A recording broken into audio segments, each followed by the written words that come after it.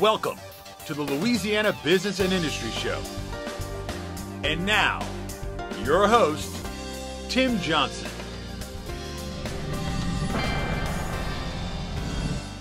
BRAC is writing a bold new chapter in the success story of the 9-parish Greater Baton Rouge region and is leading the way in the quest for growth and expansion. BRAC calls the rapidly growing Baton Rouge area Louisiana's new economic engine. We'll visit with BRAC CEO Adam Knapp when we return on the Louisiana Business and Industry Show.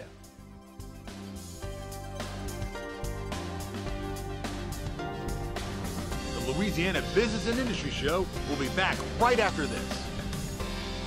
Founded in 1984, BIC Alliance and its subsidiaries connect business and industry buyers and suppliers with one another for the betterment of all.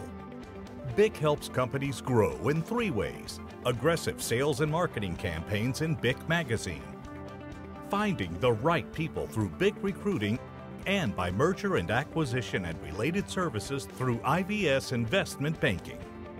Contact BIC Alliance today. The funny thing about Louisiana is that people don't often ask you why you moved home. They just accept it as the most natural thing in the world. Because of course I would want to move back home and be near my tribe, be in this beautiful landscape. It just inspires me. Whether it's a golden marshland, an expanse of sugarcane fields, a sunset through a cypress swamp, the outdoors here really are like nowhere else. You can start your day off paddling at Lake Martin, finish it off with music at the Blue Moon. I came home for my dream job, but also because I believe in Louisiana and where it's going. We're building a world-class Central Park in Louisiana, planned by the members of this community. And I just bought my dream home, a sustainable house designed and built by the architecture students here at the university. My electricity bill was $30 last month. The life I thought I would have in Austin is actually happening right here in Louisiana. I'm E.B. Brooks. I have the job I want in the place I love. At Peak Performance Physical Therapy, we treat the athlete in everyone, from the soccer star to the soccer mom. If your doctor prescribes physical therapy, ask for Peak Performance by name, getting you back in the game of life. Consumers and property owners with a construction project can have a very successful result or a regretful experience that could have been avoided. Before beginning any construction project in Louisiana, verify licensure of the contractor and check references. Scammers may claim to be licensed or bonded, but you should ask for a copy of the license. For additional information, contact the Louisiana State Licensing Board for Contractors or go to the website lslbc.louisiana.gov. Licensed and qualified contractors. It's the law. Welcome back to the Louisiana Business and Industry Show with Tim Johnson.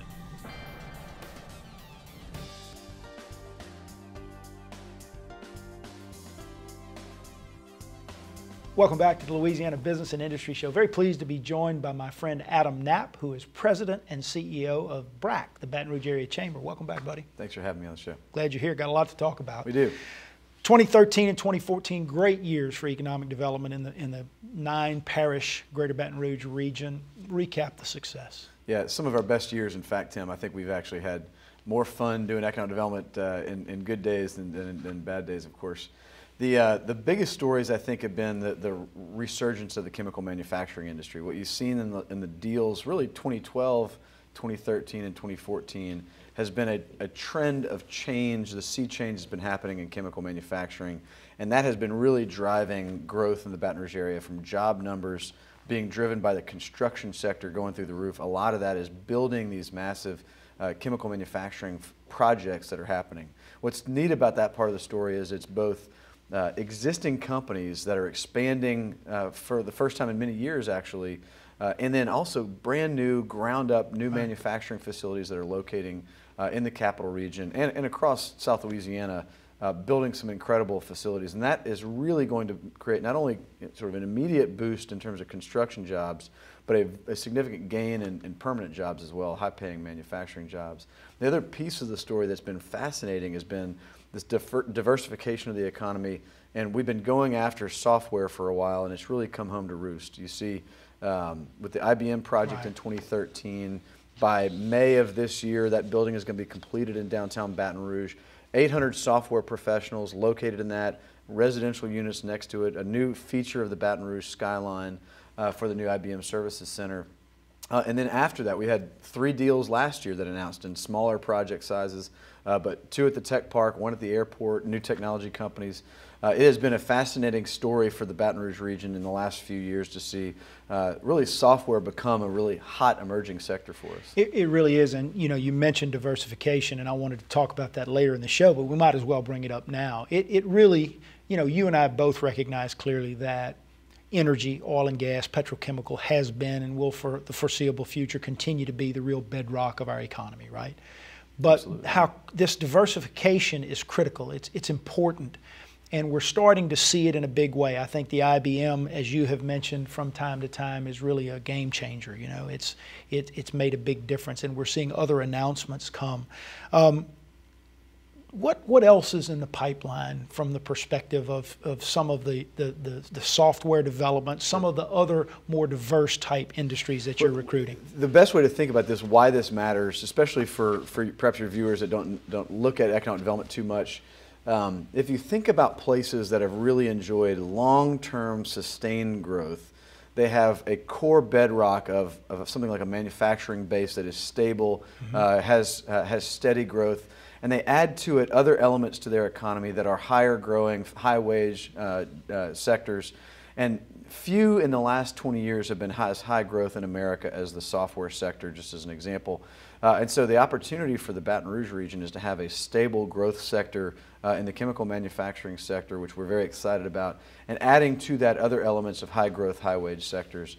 And so software in the pipeline right now, not only did we have 3 deals last year, we've got a number of additional deals this coming year, some that are touring this quarter. And we're hopeful to continue to land more of those deals. What we need to have is a really large base of that talent where we can look back 5 years from now and say it has gone from being a small emerging sector to a mature cluster of companies in this space. And that's oftentimes talent driven as much as anything. Well, you can't get a bunch of them until you get the first one, and that's certainly right. IBM was among the first. Others had been here, but I think that's certainly really good news. I mentioned in the open of the show that the BRAC website refers to the Greater Baton Rouge region now as Louisiana's new economic engine. And obviously you touched on that in the first couple of answers, but what does that mean and how has it been accomplished? So folks wonder about the story of the Baton Rouge regional economy and where this came from. Really, this came from the business community deciding it wanted to bootstrap change for itself. And that started back in 2004 and 2005 before I was in the role here at BRAC. And that change was very intentional. The business community wanted to see economic growth, recognized that growth is really a key way to drive prosperity for the community. And that sounds almost too simple, but it is exactly that where we see opportunity to correct long-standing issues of poverty in our community, long-standing community ills, boost opportunity for all citizens, see an influx of folks coming in, opportunities for our kids so that they don't have to leave. All of those things are driven by a strong economic growth market. And so that's really the goal that we've had. This changed really in 2006 when BRAC reorganized. The business community really invested to build an organization of economic development. And for us, at the staff level, our board level, the mission is really one that is driven by the opportunity that we want to make for people to have new jobs, new career options. It is entirely about that. What for Louisiana it means is we've not done our job as Baton Rougeans to be good at this, and we've not been competitive, and so it's really trying to get us in a business that we should have been in for a long time. We got about 1.5 minutes left in this segment, but this whole, and I talked to Stephen Moray about this on a radio show a few weeks ago, but this whole process of economic development, sort of the science behind it and how it's done is a fascinating thing. People just think, well, we've been lucky here. We got low natural gas prices. We got this oil and gas industry. And so people want to come here. But that's not typically how it works. Give us about a minute on how critically important incentives are, quality of life, education, infrastructure. We're going to talk about some of those things in more detail, but give us the big picture overview in terms of what it takes to be successful in economic development? It's a great question, and it's a hard one to get into on every detail that it comes down to. What I think is important to know is it is absolutely a process, and every project, every company has a process that they're going to go through, and it's going to be different every time. Mostly the key elements are going to be having sites and buildings that you start with to make sure that you have a way to even have the conversation with a potential company about where they might locate. Second is access to talent that might be the necessary component of making a project a reality for the community. And then third are the other elements that it takes to win a deal at the margins. And that's where incentives are really used as a leveler of a competition late in the process as much as anything. But it's all of those elements together. And this didn't happen naturally. Imagine we've had periods of time where it didn't happen, and Texas got a lot more of our economic development than Louisiana did. We're now being much more competitive. Well, we're getting it right, and we're getting it right from a lot of perspectives. I want to take a break. We come back. I want to talk about what might be in the pipeline for 2015 and 2016 beyond. I want to talk about education, workforce development, infrastructure, all critical elements of economic development. We're visiting with Adam Knapp. He's the president and CEO of BRAC, and you're watching the Louisiana Business and Industry Show on Cox 4.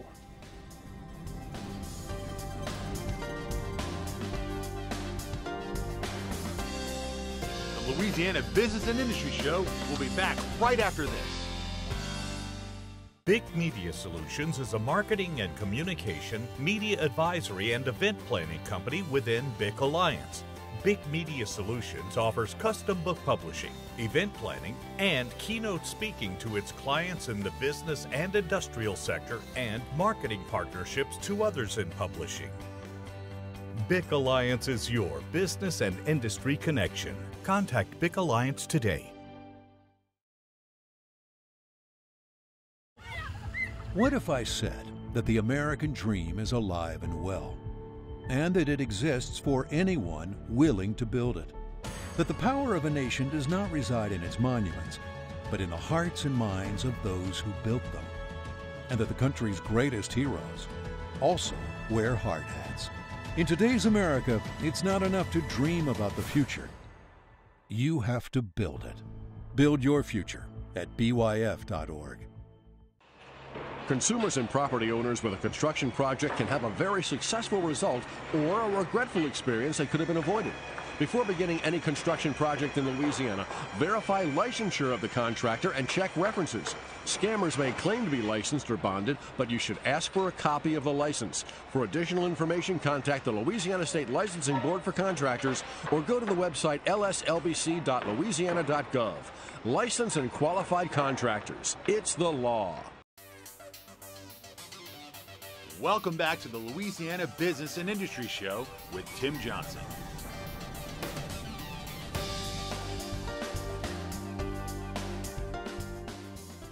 Welcome back to the Louisiana Business and Industry Show. We're visiting with Adam Knapp of BRAC, the Baton Rouge Area Chamber.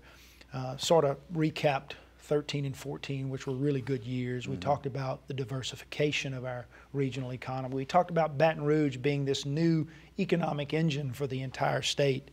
But I know you guys haven't stopped working. I know that, even though our friend Ian Vasey has taken another opportunity, and you guys are every day focused on what's next, what can we bring in next, what job creator, what investment. So tell us what's in the pipeline. What might we see over the next couple of years? So we're pretty excited. We think there are a couple of projects that'll be coming down the pike here shortly. We just had an announcement a few weeks ago in West Baton Rouge, USA Rail announcing 43 jobs and $10 million in investment for a really important piece of rail infrastructure and an opportunity for exporters to have some different access to transportation services. We think there could be probably another 2 to 3 project announcements in the next few weeks. A few things look like they're right at the edge of being ready to announce. So we're hopefully going to see a couple of manufacturing and potentially software announcements in the coming weeks. So we'll watch that space. I think what you said a moment ago is important to say. We've got a great team, and I know people say that about all their organizations, but truly the staff that we've been able to recruit that make possible the work that happens for the Capital Region. And we do this in collaboration with the state. We do it in collaboration with other regions even to help support the strengthening across the state of Louisiana of the practice of economic development. Something I'm really proud of the team that we've got. And all of us, we're going through, as you alluded to, a transition in the leadership of that team. Our business development director, Ian Vasey, has gone to become the CEO in Corpus Christi of a similar type of organization there, which is a testament to what we've been able to attract in terms of the quality of people, is that they're sought after in other places. We also had somebody, Jim Bourgeois, who's just gone to Lafayette to be a part of the economic development work at the new One Acadiana group in Lafayette that Jason Elkubi is leading. And so we've got a great talented team. During that transition, this team that we have has said, look, we're able to do our jobs. Let's just hunker down. We'll take the load. Right? We got this. Yeah. Let's keep going while y'all are figuring out the right other players to come on. So we're at this great moment to be able to attract a new leader into the team. All the while, we've got a full load of prospects that we've been loading up all the last year to get ready to go after. So a lot of exciting things. Really, the two big trends we continue to see are additional opportunities in the chemical manufacturing space and the value chain of the chemical manufacturing industry. We've been going after fabricated structural materials. Right. You know, we have a very deep bench of companies that make pipe, for example, in the Baton Rouge area, that are producing and manufacturing pipelines used in the industrial sector. Things like that are great opportunities for us for the future to continue to go after as an additional manufacturing component. And then we want to continue to see things like software, and we hope down the line even more around coastal engineering services to work in the water campus, opportunities we can go after that we haven't before. You mentioned this water campus, which is just going to be a fabulous facility for research, job creation, investment in our state, and they're starting, I think, the construction process is moving along there. Just touch base briefly on that for those who might be watching who are not aware of what this water campus is all about, the significance of that project. So everyone knows we're trying to deal with the question of coastal wetlands loss in Louisiana and this significant challenge we've had, and the effects of that, of course, during hurricane season. The opportunity here is that the state potentially will spend somewhere in the neighborhood of $50 billion over the next 50 years trying to rebuild its coastline in massive civil engineering construction projects.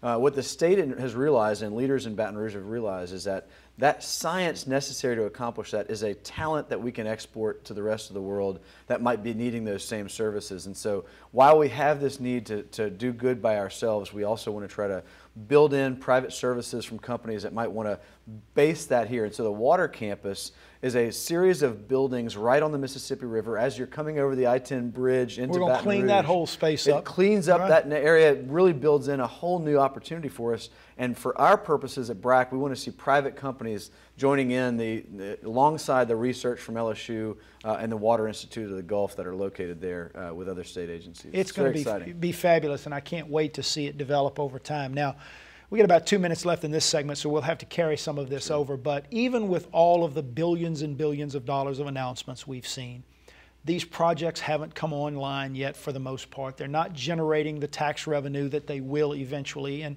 once again, the upcoming legislative session, we're facing significant budget deficits, $1.6 billion if you believe some of the things that you read. And we're talking about a lot of cuts potentially to higher education. Two questions. Relative to this whole budget situation, what are legislators telling you and what are you telling them?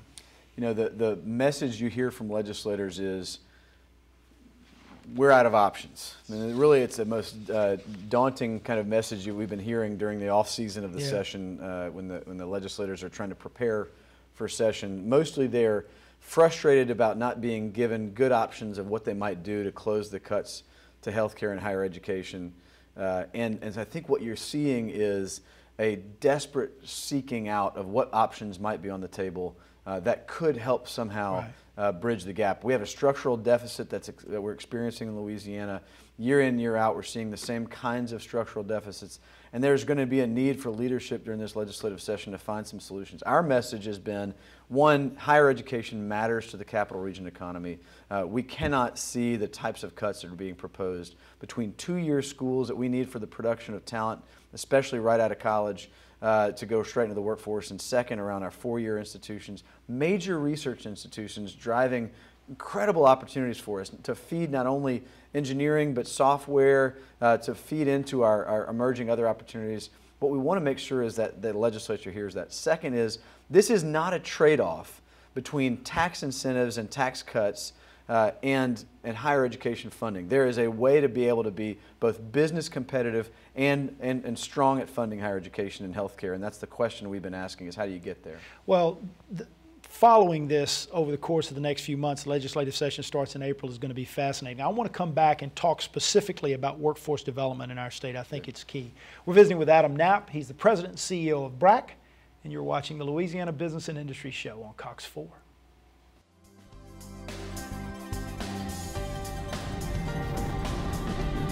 The Louisiana Business and Industry Show will be back right after this. Hi, I'm Joe Martin, president of ITI Technical College. Do you want a better life? Get your associate's degree in occupational studies in information technology from ITI. In 2 years, you'll be on your way to a better life. You will get hands-on specialized training in computers, hardware and software, networking, and more. ITI offers flexible class schedules, and financial aid is available to those who qualify. So don't wait. Call ITI now or go online. It's that simple.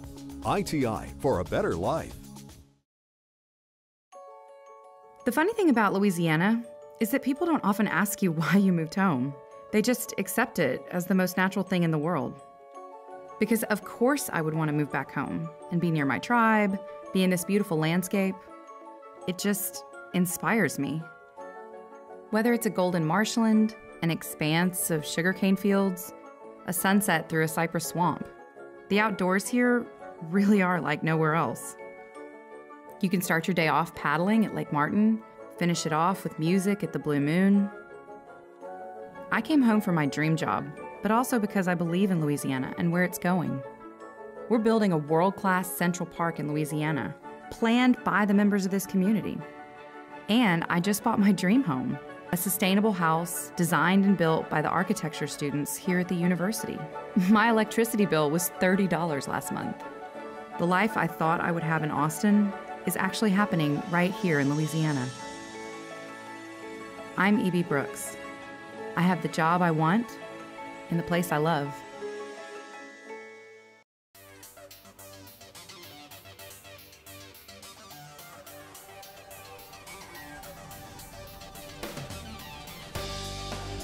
Welcome back to the Louisiana Business and Industry Show. We're visiting with Adam Knapp, president and CEO of BRAC. We ended the last segment talking about these potentially devastating cuts to higher education in our state and what that would mean and what legislators are telling you and what you're telling them. We see, you know, it's one part of our budget that's always exposed, right? Higher education. What's the long-term solution to appropriately funding higher education in our state? You know, I think that the big debate this session is going to be about getting from here to the next governor. I think you're at the end of an administration. Nobody's expecting to see any strategically or structurally different funding mechanisms for how you figure that out. So I think what we should all be expecting to see is some sort of patchwork series of solutions, unfortunately, that get us from now until early next year when a new governor is going to be in and have a different position and a different amount of political will to be able to make more difficult changes that are hard to do without a kind of an end of administration that's just a typical period for the cycle of things. So I think what we're expecting to see is a series of potential ways that they cobble that together. What we'd love to start seeing is a conversation, however, about some of the things that are in our tax code that don't need to be in our tax code, that have been injected into our tax code as things that were made sense perhaps 20 years ago or 30 years ago that probably don't need to be done the way they're being done. A great example of this, Tim, is the inventory tax. And if you can get somebody to explain it to you, it's a longer than you want to go. But a business pays a tax to the local government, is able to apply for a tax credit from the state for 100% rebate of that, what they pay to the local government. And then that money then flows from the state back to the company a year later.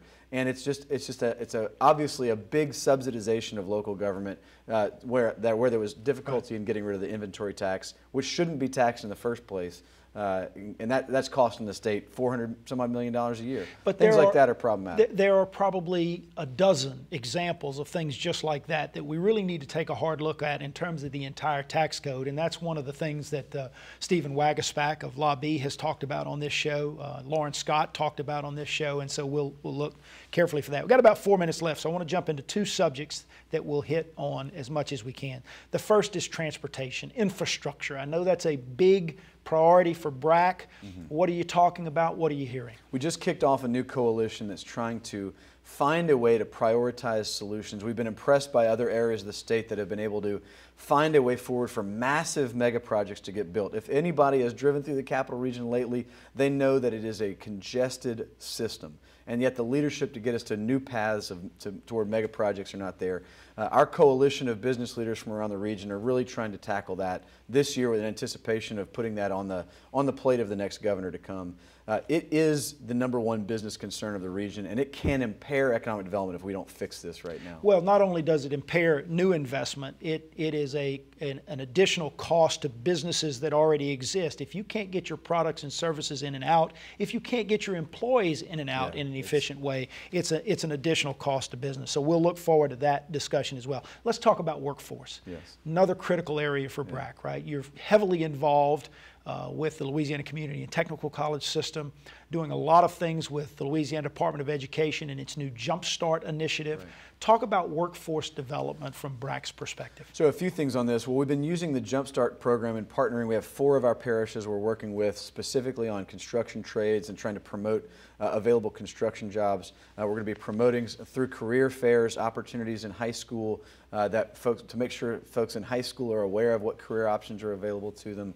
And then we're going to be working on some options specifically around how to find the economic data to make sure that the region's workforce system is aware of what demand occupations are coming so that they're preparing workforce programs around that. And the good thing is the community colleges have really been jumping on this much more aggressively in the last year or so. As you know, I get to travel around the country talking about workforce development, particularly construction craft workforce development. And I can tell you that the collaboration that exists in our state between owners and contractors and public entities and organizations like BRAC really is a model for the rest of the country, and you guys are plugged into it. And I know this Jump Start initiative is going to be critical for the future in preparing our workforce. So we got about a minute or so left. Let's talk about what else might be on the horizon for BRAC. So some of the exciting things to think about, we've built something a few years ago around a talent program that many folks don't know about, but organizations like ours not only are worried about the workforce concerns at a macro level, the quantity of workers necessary to do what we do, there are also some very specific, micro level concerns. There will be a company who's looking for a very high talent sort of marketing lead or professional position, and it's difficult sometimes to get those folks to move from another market to Louisiana that may not know something about Louisiana. One of the things we're really proud of is the success that we've been seeing in our talent program that we built a couple of years ago.